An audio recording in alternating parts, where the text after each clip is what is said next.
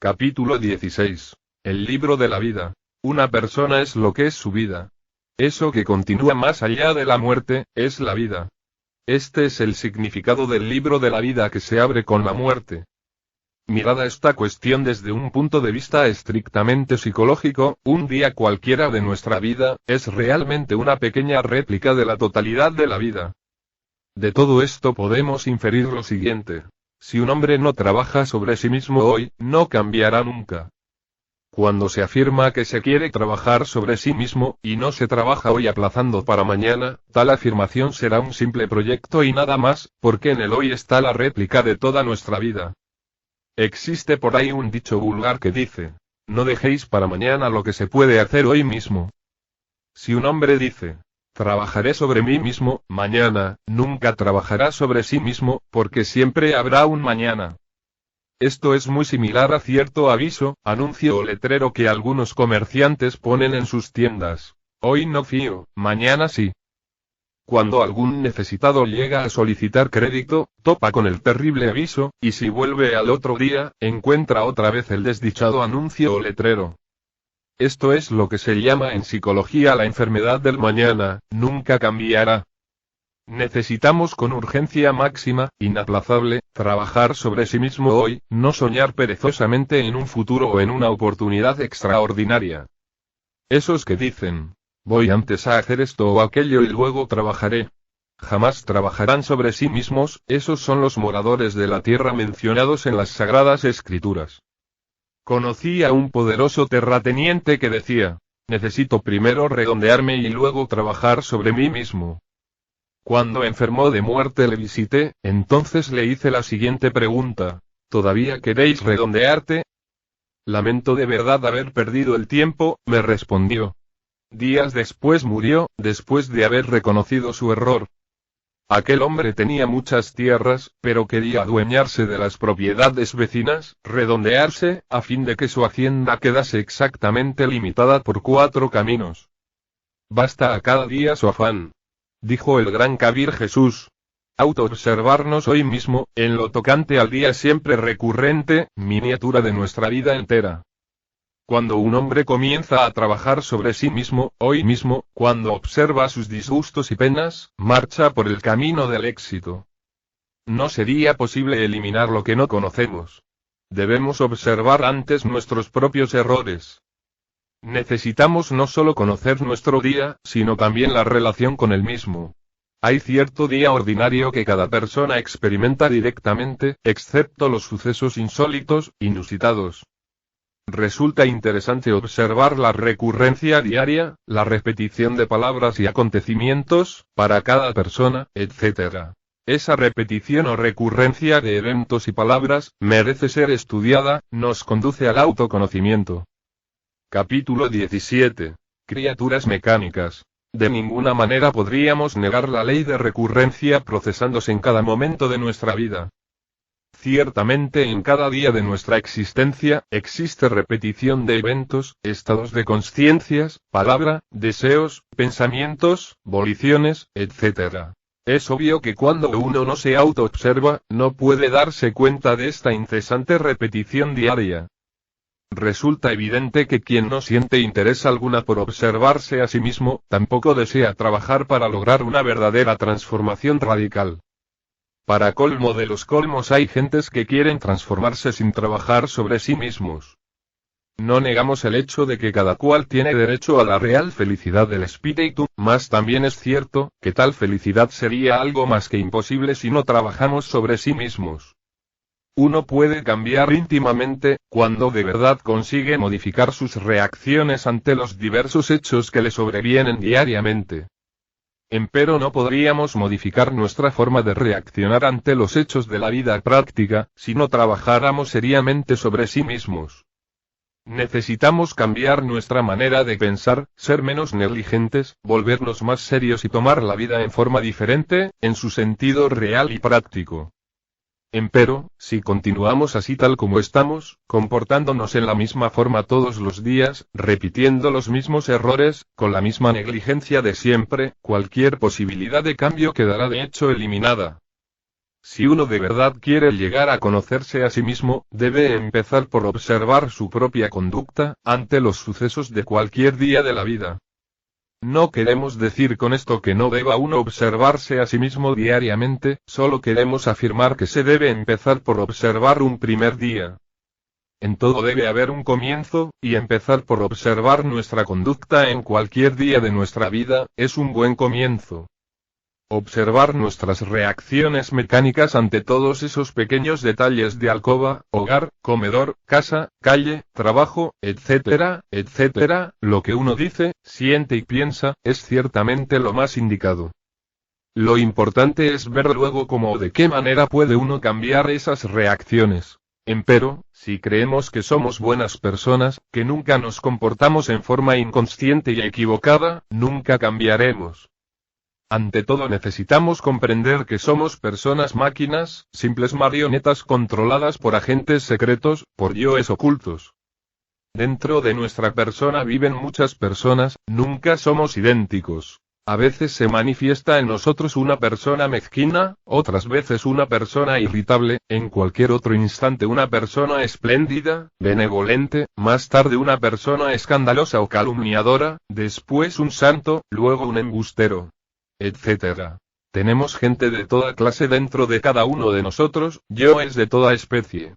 Nuestra personalidad no es más que marioneta, un muñeco parlante, algo mecánico.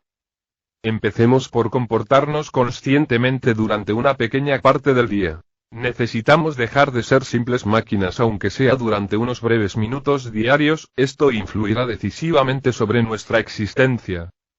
Cuando nos autoobservamos y no hacemos lo que tal o cual yo quiere, es claro que empezamos a dejar de ser máquinas. Un solo momento, en que se está bastante consciente, como para dejar de ser máquina, si se hace voluntariamente, suele modificar radicalmente muchas circunstancias desagradables. Desgraciadamente vivimos diariamente una vida mecanicista, rutinaria, absurda. Repetimos sucesos, nuestros hábitos son los mismos, nunca hemos querido modificarlos, son el carril mecánico por donde circula el tren de nuestra miserable existencia, empero, ¿pensamos de nosotros lo mejor? Por donde quiera abundan los mitómanos, los que se creen dioses. Criaturas mecánicas, rutinarias, personajes del lodo de la tierra, míseros muñecos movidos por diversos yoes. Gentes así no trabajarán sobre sí mismos. Capítulo 18. El pan supersustancial. Si observamos cuidadosamente cualquier día de nuestra vida, veremos que ciertamente no sabemos vivir conscientemente. Nuestra vida parece un tren en marcha, moviéndose en los carriles fijos de los hábitos mecánicos, rígidos, de una existencia vana y superficial. Lo curioso del caso es que jamás se nos ocurre modificar los hábitos, parece que no nos cansamos de estar repitiendo siempre lo mismo. Los hábitos nos tienen petrificados, más pensamos que somos libres. Somos espantosamente feos pero nos creemos Apolos. Somos gente mecánica, motivo más que suficiente como para carecer de todo sentimiento verdadero de lo que se está haciendo en la vida.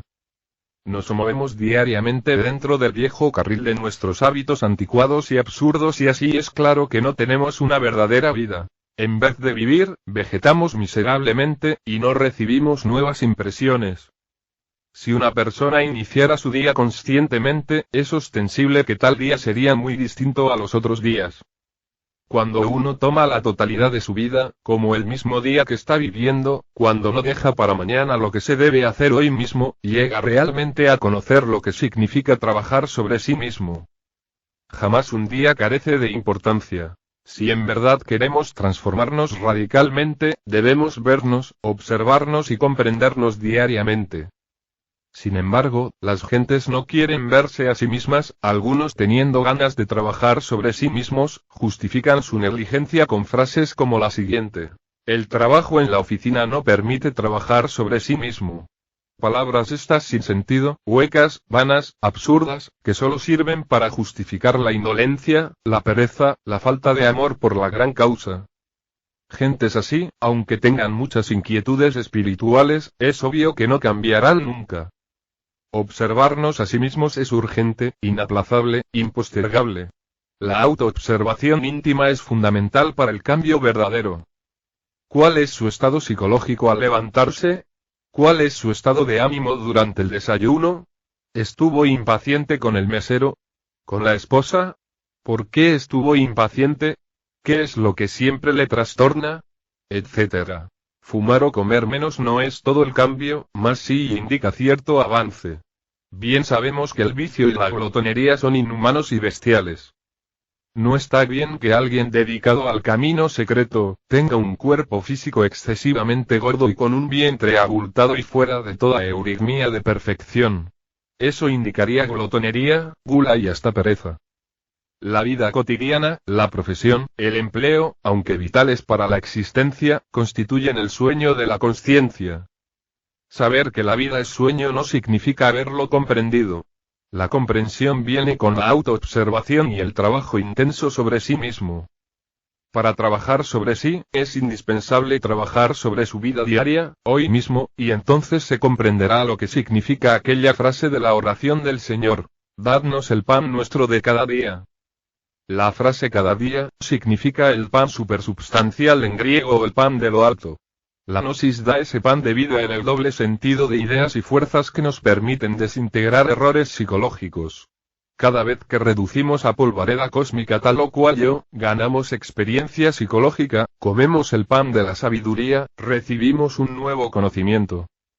La gnosis nos ofrece el pan supersubstancial, el pan de la sabiduría, y nos señala con precisión la nueva vida que comienza en uno mismo, dentro de uno mismo, aquí y ahora. Ahora, bien, nadie puede alterar su vida o cambiar cosa alguna relacionada con las reacciones mecánicas de la existencia, a menos que cuente con la ayuda de nuevas ideas y reciba auxilio divinal.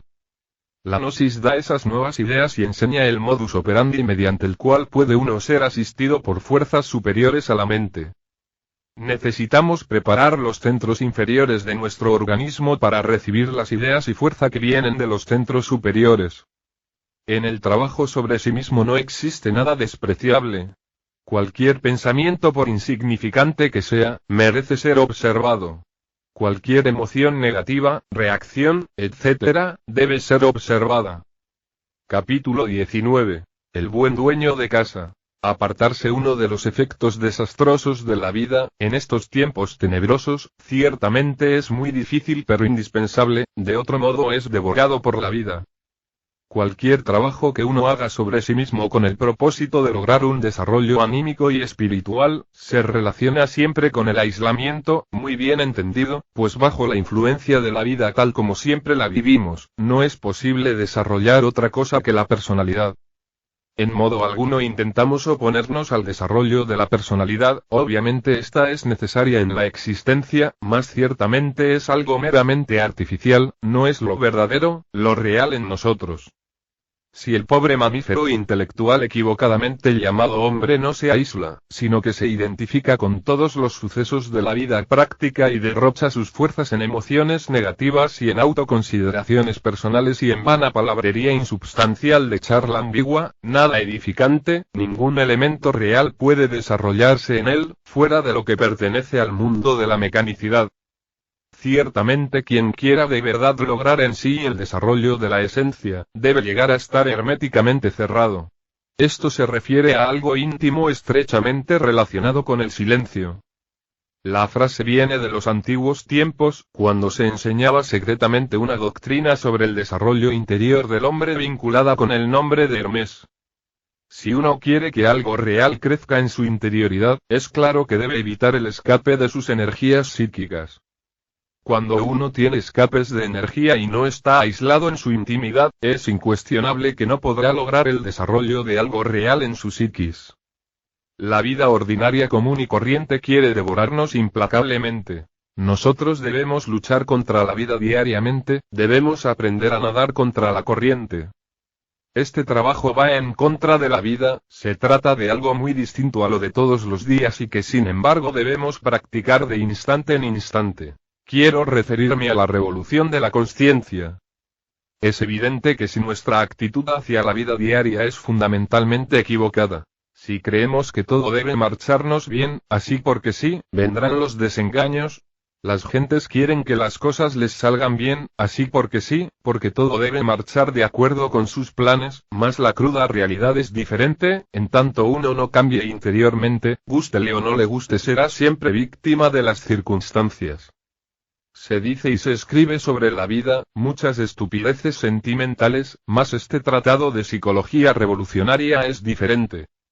Esta doctrina va al grano, a los hechos concretos, claros y definitivos. Afirma enfáticamente que el animal intelectual equivocadamente llamado hombre, es un bípedo mecánico, inconsciente, dormido. El buen dueño de casa jamás aceptaría la psicología revolucionaria. Cumple con todos sus deberes como padre, esposo, etc., y por ello piensa de sí mismo lo mejor. Empero, solo sirve a los fines de la naturaleza y eso es todo.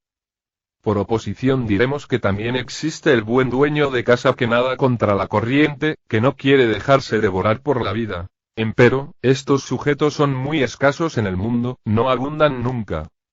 Cuando uno piensa de acuerdo con las ideas de este tratado de psicología revolucionaria, obtiene una correcta visión de la vida. Capítulo 20. Los dos mundos. Observar y observarse a sí mismo son dos cosas completamente diferentes, sin embargo, ambas exigen atención. En la observación la atención es orientada hacia afuera, hacia el mundo exterior, a través de las ventanas de los sentidos. En la autoobservación de sí mismo, la atención es orientada hacia adentro y para ello los sentidos de percepción externa no sirven, motivo este más que suficiente como para que sea difícil al neófito la observación de sus procesos psicológicos íntimos. El punto de partida de la ciencia oficial en su lado práctico, es lo observable. El punto de partida del trabajo sobre sí mismo, es la autoobservación, lo autoobservable. Incuestionablemente estos dos puntos de partida renglones arriba citados, nos llevan a direcciones completamente diferentes. ¿Podría alguien envejecer enfrascado entre los dogmas intransigentes de la ciencia oficial, estudiando fenómenos externos, observando células, átomos, moléculas, soles, estrellas, cometas, etc., sin experimentar dentro de sí mismo ningún cambio radical? La clase de conocimiento que transforma interiormente a alguien, jamás podría lograrse mediante la observación externa. El verdadero conocimiento que realmente puede originar en nosotros un cambio interior fundamental tiene por basamento la autoobservación directa de sí mismo. Es urgente decirle a nuestros estudiantes gnósticos que se observen a sí mismos y en qué sentido deben autoobservarse y las razones para ello. La observación es un medio para modificar las condiciones mecánicas del mundo. La autoobservación interior es un medio para cambiar íntimamente. Como secuencia o corolario de todo esto, podemos y debemos afirmar en forma enfática, que existen dos clases de conocimiento, el externo y el interno, y que a menos que tengamos en sí mismos el centro magnético que pueda diferenciar las calidades del conocimiento, esta mezcla de los dos planos u órdenes de ideas podría llevarnos a la confusión. Sublimes doctrinas pseudo-esotéricas con marcado cientificismo de fondo, pertenecen al terreno de lo observable, sin embargo son aceptadas por muchos aspirantes como conocimiento interno. Nos encontramos pues ante dos mundos, el exterior y el interior. El primero de estos es percibido por los sentidos de percepción externa. El segundo solo puede ser percibido mediante el sentido de autoobservación interna. Pensamientos, ideas, emociones, anhelos, esperanzas, desengaños, etc., son interiores, invisibles para los sentidos ordinarios, comunes y corrientes y sin embargo son para nosotros más reales que la mesa del comedor o los sillones de la sala. Ciertamente nosotros vivimos más en nuestro mundo interior que en el exterior. Esto es irrefutable, irrebatible. En nuestros mundos internos, en nuestros mundos secretos, amamos, deseamos, sospechamos, bendecimos, maldecimos, anhelamos, sufrimos, gozamos, somos defraudados, premiados, etc. Incuestionablemente los dos mundos interno y externo son verificables experimentalmente. El mundo interior es lo autoobservable en sí mismo y dentro de sí mismo, aquí y ahora. Quien de verdad quiera conocer los mundos internos del planeta Tierra o del sistema solar o de la galaxia en que vivimos, debe conocer previamente su mundo íntimo, su vida interior, particular, sus propios mundos internos. Hombre, conócete a ti mismo y conocerás al universo y a los dioses. Cuanto más se explore este mundo interior llamado uno mismo, tanto más comprenderá que vive simultáneamente en dos mundos, en dos realidades, en dos ámbitos, el exterior y el interior. Del mismo modo que a uno le es indispensable aprender a caminar en el mundo exterior, para no caer en un precipicio, no extraviarse en las calles de la ciudad, seleccionar sus amistades, no asociarse con perversos, no comer veneno, etc., así también mediante el trabajo psicológico sobre sí mismo, aprendemos a caminar en el mundo interior, el cual es explorable mediante la autoobservación de sí. Realmente el sentido de autoobservación de sí mismo se encuentra atrofiado en la raza humana decadente de esta época tenebrosa en que vivimos. A medida que nosotros perseveramos en la autoobservación de sí mismos, el sentido de autoobservación íntima se irá desarrollando progresivamente. Capítulo 21. Observación de sí mismo. La autoobservación íntima de sí mismo es un medio práctico para lograr una transformación radical. Conocer y observar son diferentes. Muchos confunden la observación de sí con el conocer. Se conoce que estamos sentados en una silla en una sala, mas esto no significa que estemos observando la silla. Conocemos que en un instante dado nos encontramos en un estado negativo, tal vez con algún problema o preocupados por este o aquel asunto en estado de desasosiego o incertidumbre, etc., pero esto no significa que lo estemos observando. ¿Siente usted antipatía por alguien? ¿Le cae mal cierta persona? ¿Por qué? Usted dirá que conoce a esa persona, por favor. Obsérvela. Conocer nunca es observar. No confunda el conocer con el observar. La observación de sí, que es un 100% activa, es un medio de cambio de sí, mientras el conocer, que es pasivo, no lo es. Ciertamente conocer no es un acto de atención. La atención dirigida hacia dentro de uno mismo, hacia lo que está sucediendo en nuestro interior, si es algo positivo, activo. En el caso de una persona a quien se tiene antipatía, así porque sí, porque nos viene en gana y muchas veces sin motivo alguno, uno advierte la multitud de pensamientos que se acumulan en la mente, el grupo de voces que hablan y gritan desordenadamente dentro de uno mismo, lo que están diciendo, las emociones desagradables que surgen en nuestro interior, el sabor desagradable que todo esto deja en nuestra psiquis, etcétera, etcétera, etcétera. Obviamente en tal estado nos damos cuenta también de que interiormente estamos tratando muy mal a la persona a quien tenemos antipatía. Mas para ver todo esto se necesita incuestionablemente de una atención dirigida intencionalmente hacia adentro de sí mismo, no de una atención pasiva. La atención dinámica proviene realmente del lado observante, mientras los pensamientos y las emociones pertenecen al lado observado. Todo esto nos hace comprender que el conocer es algo completamente pasivo y mecánico, en contraste evidente con la observación de sí, que es un acto consciente. No queremos con esto decir que no exista la observación mecánica de sí, mas tal tipo de observación nada tiene que ver con la autoobservación psicológica a que nos estamos refiriendo. Pensar y observar resultan también muy diferentes.